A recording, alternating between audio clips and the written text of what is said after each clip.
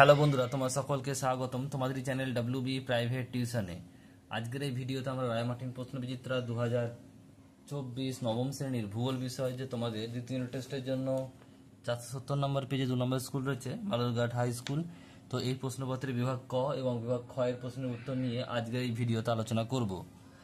চলো ভিডিও শুরু করা যাক। একের দাগে বলছে ভূত্বকের নিচে প্রায় 100 মিটার গভীরে অবস্থিত বিশেষ স্তরটি হলো অপশন নাম্বার ডি, সঠিক উত্তর হবে অ্যাস্ট্রোস্ফিয়ার। তারপরে বলছে দেখো পৃথিবীর বৃহত্তম উচ্চ মালভূমি হলো পামির মালভূমি, অপশন নাম্বার এ।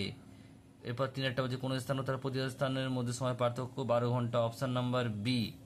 নেক্সট প্রশ্ন বলছে ভারতের প্রমাণ সময় ধরা হয় option number C 82 degree 30 minute পূর্ব। আর্দ্রক্রান্তীয় অঞ্চল সৃষ্টি হয় অপশন নাম্বার বি, ল্যাটেরাইট মাটি।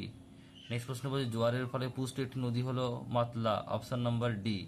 নেক্সট প্রশ্ন বলছে দেখো পরেরটা পশ্চিমবঙ্গের অধিক বৃষ্টিপাতযুক্ত স্থান বক্সা দুয়ার, অপশন নাম্বার এ। এরপর হচ্ছে দুইয়ের দাগে প্রশ্ন কি বলছে দেখো এরটা বলছে শুদ্ধ অশুদ্ধ লিখতে হবে। শুদ্ধ অশুদ্ধ লিখতে হবে। প্রথমটা কি বলছে দেখো তরাই শব্দের অর্থ হচ্ছে রুক্ষ পাথুরে জমি, এটা অশুদ্ধ হবে। এটা আমি তাই অ লিখলাম, কারণ হচ্ছে তরাই কথার অর্থ কি স্যাঁতস্যাঁতে।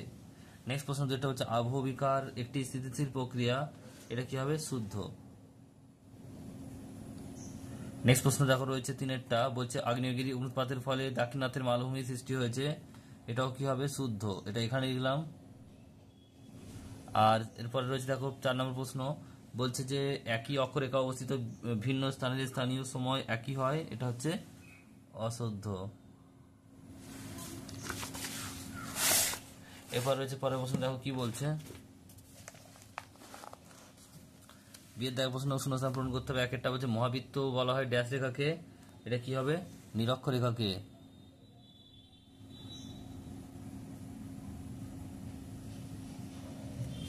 নিরক্ষ রেখাকে। তারপরে প্রশ্ন বলছে দেখো দুইয়েরটা বলছে যে মায়ানমারের পোপ একটি কি ড্যাশ আগ্নেয়গিরি, এটা হবে কি মৃত আগ্নেয়গিরি। নেক্সট প্রশ্ন রয়েছে দেখো পরেরটা কি বলছে যে শিলা ও মাটির মধ্যবর্তী স্তরকে কি বলে ড্যাশ বলে, এটা অবস্থা হবে রেগোলিথ।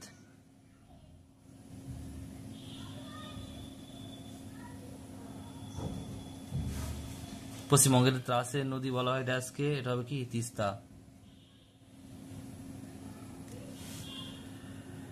এরপর প্রশ্ন দেখো সিয়ের দাগের একটা হচ্ছে ক্ষয়ী ভবন কাকে বলে, উত্তরটা দেখে নাও এখান থেকে। ভিন্ন প্রাকৃতিক শক্তির মাধ্যমে ভূপৃষ্ঠের পদার্থের স্থান পরিবর্তনকে বলা হয় ক্ষয়ী ভবন। এরপর যেটা হচ্ছে ইনসেলবার্জ কাকে বলে, কি লিখবে পেডিমেন্ট সমভূমিতে সৃষ্ট অনুচ্চ ঢিলাগুলিকে ইনসেলবার্জ বলে। আর পরে প্রশ্ন বলছে দেখো পশ্চিমবঙ্গের বলছে আলপীয় অরণ্য কোথায় দেখা যায়, এটা উত্তর হবে উত্তরের পার্বত্য অঞ্চলে।